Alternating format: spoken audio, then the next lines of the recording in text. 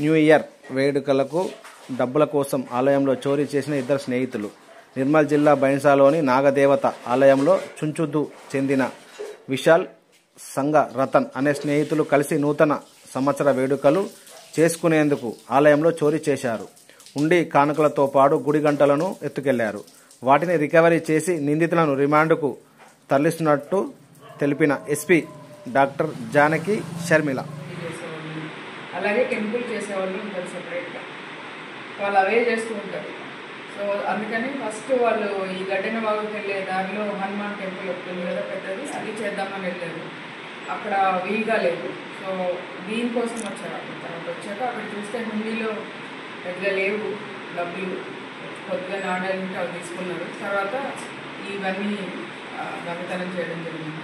ఏంటంటే new year celebration కోసం మనకు వచ్చిన కంప్లైంట్ వచ్చిన వెంటనే మన ఏఎస్పీ అవినాష్ కుమార్ గారి ఆధ్వర్యంలో టౌన్ సిఐ గోపీనాథ్ ఒక టీం ఫామ్ చేశారు.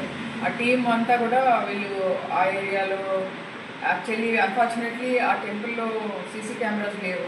మనం రెగ్యులర్గా వాళ్ళకి నోటీసులు కూడా ఇచ్చాము సీసీ కెమెరాస్ పెట్టుకోమని. సో ఇమీడియట్ క్లూ రాలేదు.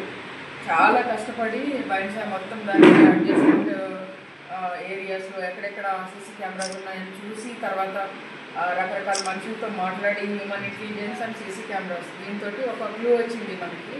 ఒక అతను ఆ రోజు కొద్దిగా పసుపు కుంకుమ బట్టలు కనుక్కొని తిరిగాడు అనేసి. సో దాన్ని తీసుకొని మన టీమ్ మెంబర్స్ అందరూ కలిపి బాగా వర్కౌట్ చేశారు. వితిన్ 48 hours అక్యూజ్డ్ని ఇద్దరిని అరెస్ట్ చేశారు.